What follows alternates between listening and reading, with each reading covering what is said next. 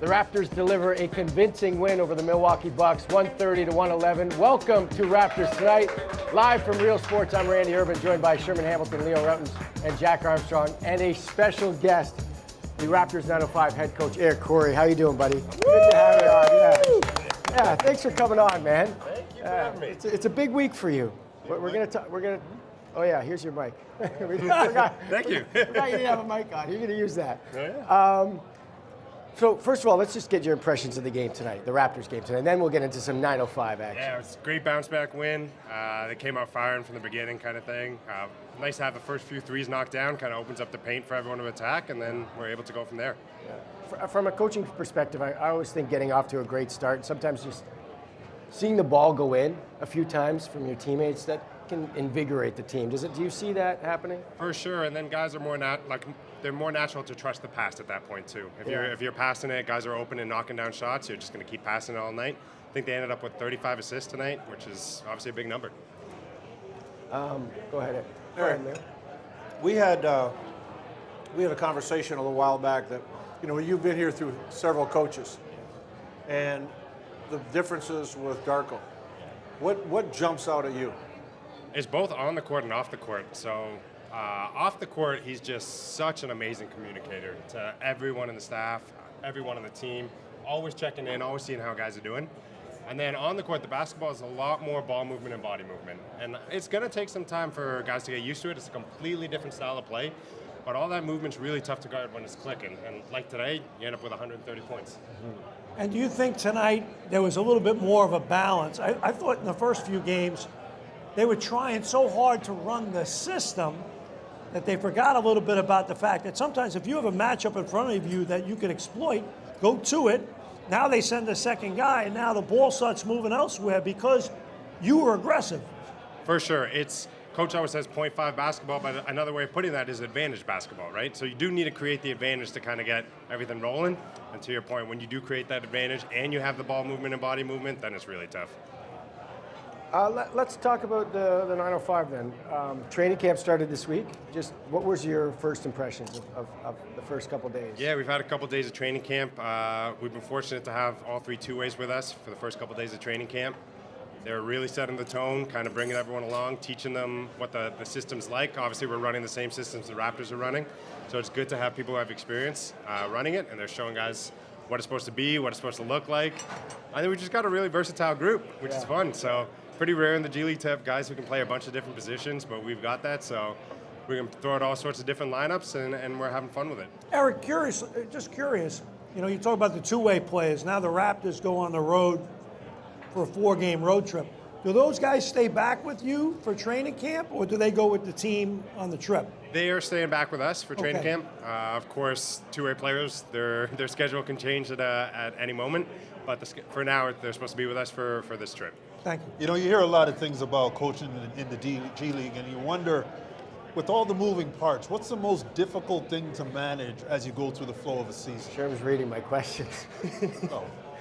My questions are way above your level. That's probably true. Oh, it can be tricky. You kind of, everybody has their roles and you figure it out early on in the season, and then 4 or 5 games into the season, somebody might get called out. And now there goes somebody who was taking 15, 20 shots a game.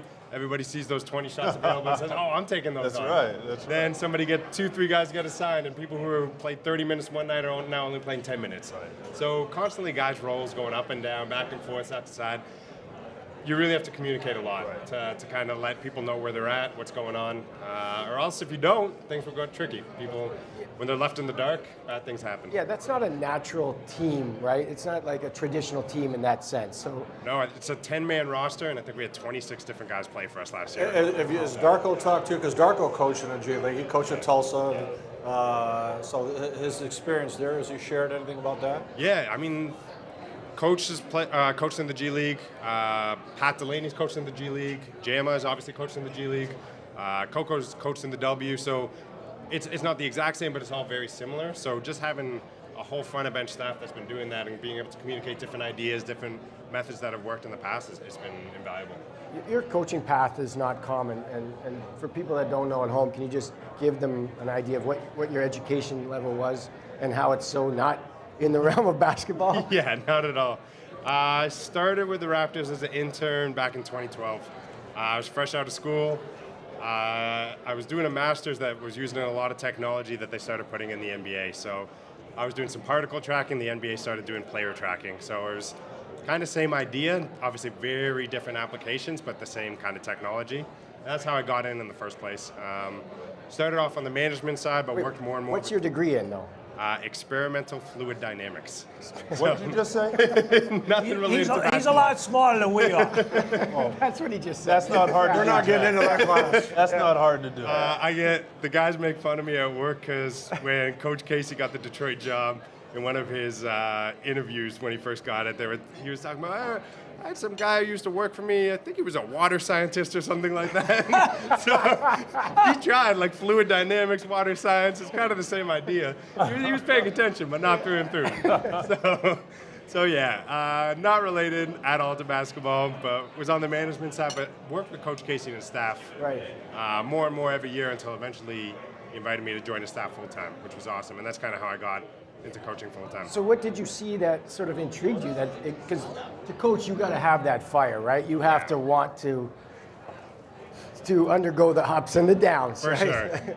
I've always loved team sports. There's something beautiful about it not being the sum of the individuals. Like there's more to, you can't just put the 5 best players out there and hope to win. Right. Everybody's got to mend their goals together to be about winning, to take all those individualistic goals and think about the team.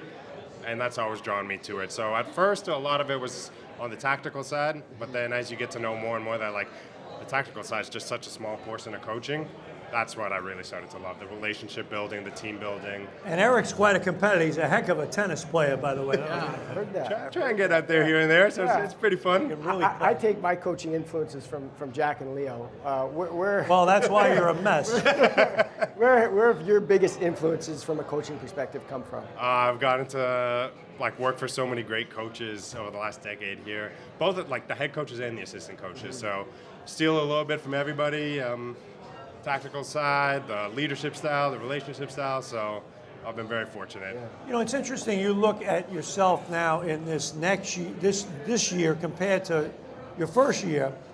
What would you say your big difference now as a head coach going in terms of your comfort level from one year to the next? Yeah, seeing everything for a second time, even just as training camp starts, it's been much better the second time around. You know, something as simple as the opening speeches and opening dinner and stuff like that. You get more of a sense for how you want to deliver it, what messages are going to be really important for you, and what messages are going to be important for the team.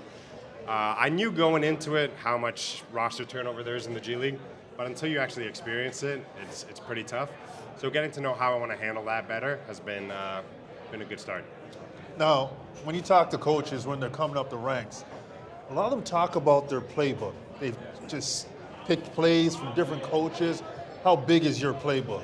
Yeah, it's growing and growing. And the beautiful part about the G League is the big picture systems are going to be the same as the parent club. And Coach Darko has a very extensive playbook and a really interesting playbook too. But obviously we have different personnel, right? So we don't have a Scotty Barnes, a Pascal Siakam, OG. So we have to run the plays that fit our team the best. So you pick all the different parts of his playbook that you like, and then of course the after timeout plays, that's where you talk about your gigantic playbook, and I got play after play after play that you know the context that you want to throw out there. How much experimenting do you do for the parent club? Yeah, so we're gonna build off of You didn't have it on your Not my list, first, right? not my first rodeo. Yeah. We're going to build off of, so the big picture principles are going to be the same, but there are certain ideas that Coach and I have talked about implementing and seeing how they look. Like say you want to run a out-of-bounds play, or say you want to try this. Thank You'll experiment, do a few things like that, right? Yeah, different variations of actions, different principles for, say, crashing the glass offensively, like how we want to look at certain things. So we're going to implement them. We'll report them back to Coach, see what he likes, see what he doesn't like, and go from there. Obviously, no, we're not going to do anything that we don't think would actually work, but there's less pressure in the G League than there is with the Raptors. Right. You've got 3 two-way guys this year. You've got Marquise Noel, Ron Harper Jr., and Javon Freeman Liberty. What are you seeing from these 3 guys that you think can help 905 and then eventually Yeah, for Raptors? starters, they're all great guys, which helps a bunch. They're going to be the leaders of the team naturally, and the fact that they're good people to be around and good leaders helps a bunch. they can all play is the other part that's really good. So Harp finished the season as one of the best players in the G League. Like his last few games, he had 30-point triple-doubles, stuff like that. Like he was really balling, and hopefully he just starts the season that way too and carries it over from there. Javon missed the second half of the season last year with Windy City, but he was really playing well right before he got hurt. And then had a great summer league with Chicago. He's a slasher. Like for guys who haven't seen him play, he lives at the rim.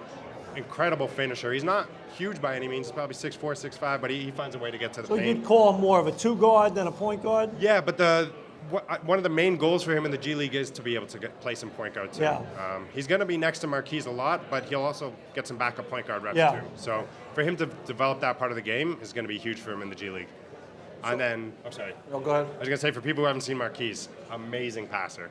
Like, his court vision's phenomenal. He can really shoot it, which bends the defense. And then, as the defense is out of position, he makes the right read every time down. So you talk about leadership. So when you're looking at this club, who are you seeing in the brief time they've been together now? Who do you see as, or who are the guys that are rising up as far as maybe pulling guys together, having a voice in the locker room? Who are you seeing? Well, the team's got some great vets. Between Garrett, Thad, and Otto, they've seen a lot, and they are really good in the locker room. They're communicating so well. All three of those guys can be a coach once they retire if they want to be.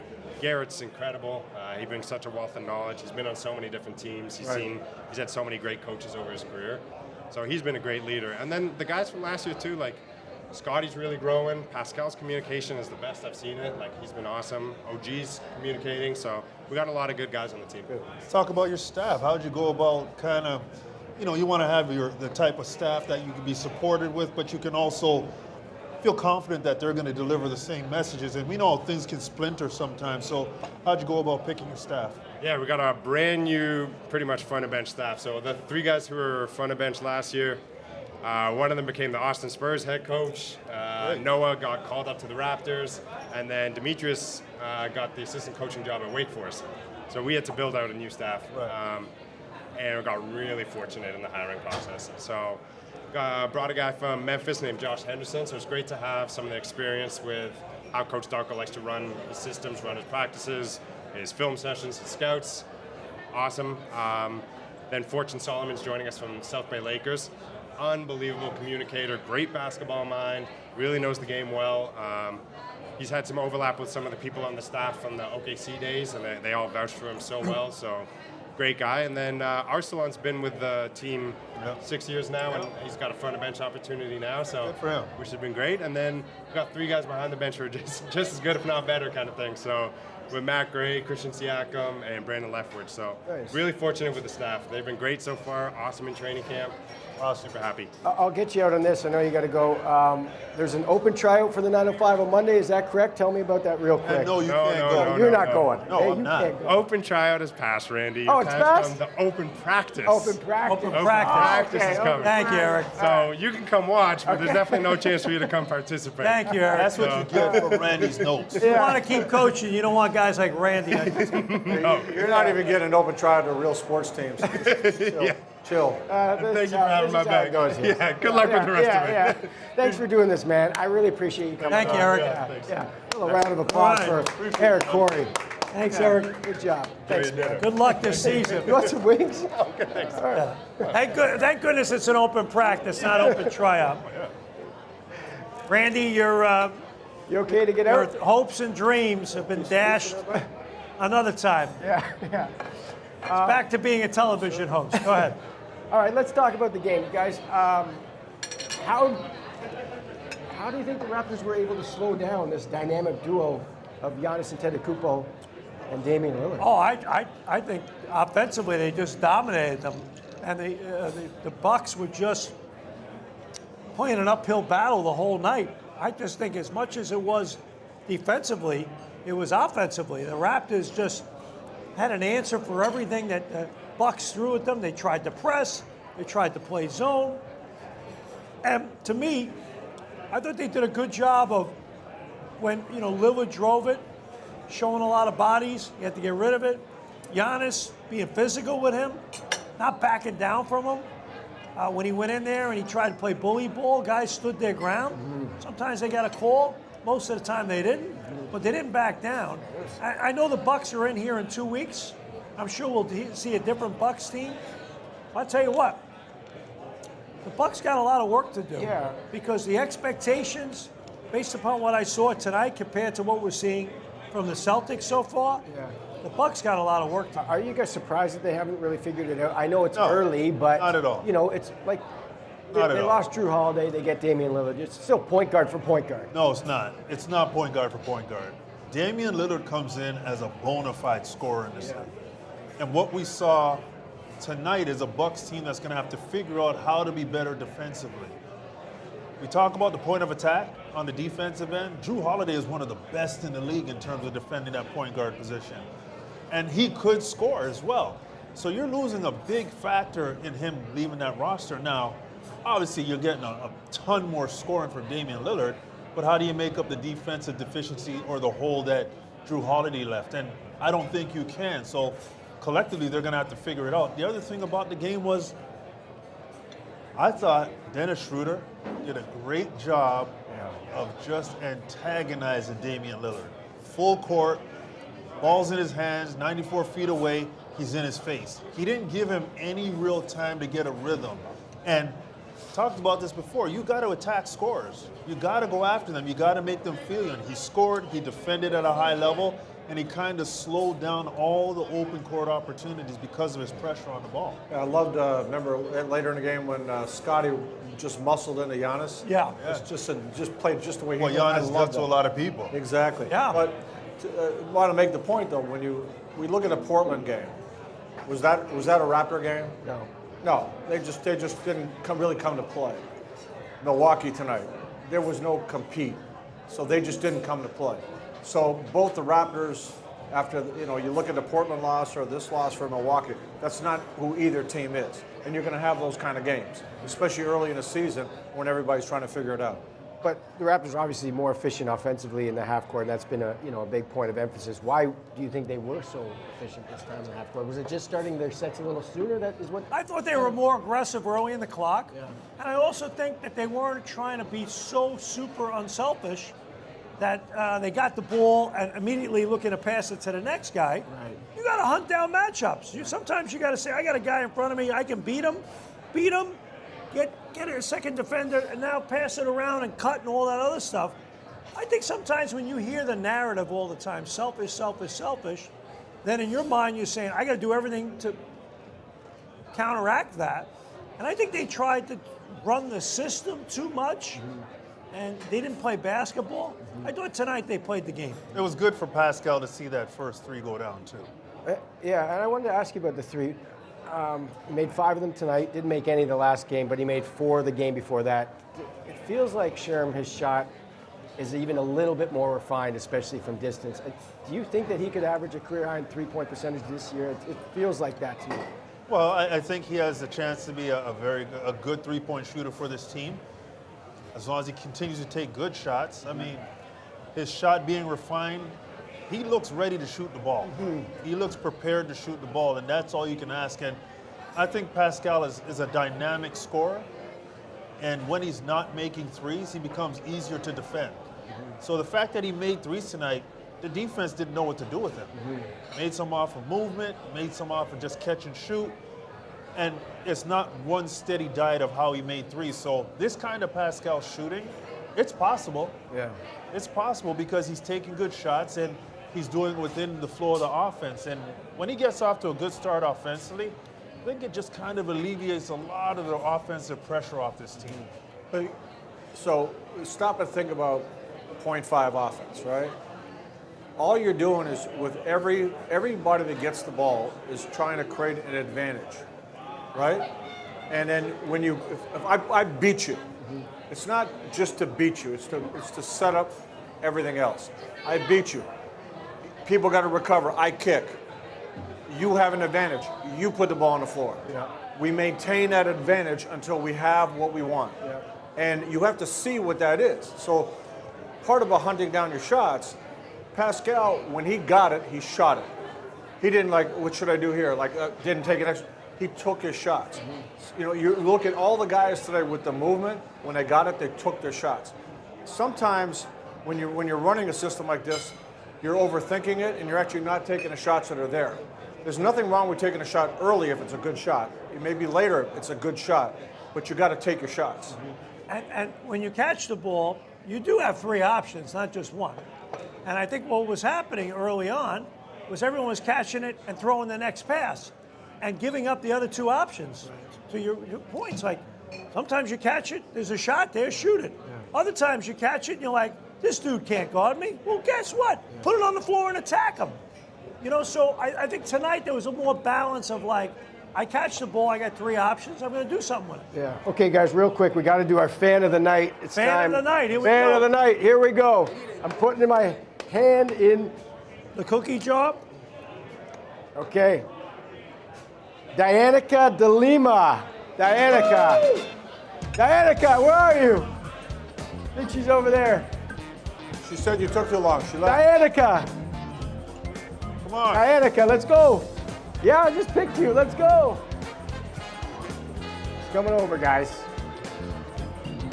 You guys got to pay attention here. We got. Yeah, let's go. Let's clap her. Where's the applause sign? No, I just picked you. Let's go. I picked your name out of this hat.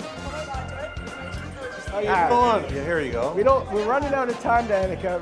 But you got a comment? Oh, should I ask that one? Yeah, Leo. It's a fun one, right? Yep. Okay. My name's doing? Dianca. How are you? I am You guys Leo, look smashing. Sherm, Jack. How you doing? And the Good. head honcho, Randy. I wasn't even supposed to go to the Raps game tonight, and then I got a call, and they were like, you want to come? Those are the best nights. I know, and it's been, look, I'm being interviewed, right? Or I'm interviewing you guys, right? Well, you are, and you get to meet Randy Urban, which is a big moment in your life. You know Most what? eligible You'll bachelor in Toronto. You'll remember this as long as it takes you to get to the parking lots. Okay, well, my question, it's a little bit more intimate, Whoa. so feel free to, Starting off like that, huh? you know? All right. I just wanted to know, because y'all all look so handsome, Oh, thank you. of course. Checks in the mail. Glowing, basically. What's your skincare routine? Okay. Are you in the business? Are you in the business? Leo, I think that's a question for you. Clinique. I got this from my Clinique. mama. There you go. Clinique. Yeah. Okay. Good question. Do you have Are you a? getting paid by them? Yeah. What? Are you getting You want to paid shoot by for? them? Do you want to shoot for a prize? You asked the Running question. out of Sure. time. Let's shoot for a prize. Why not? All right, yeah. don't mind. Spin. Oh, you got to spin first.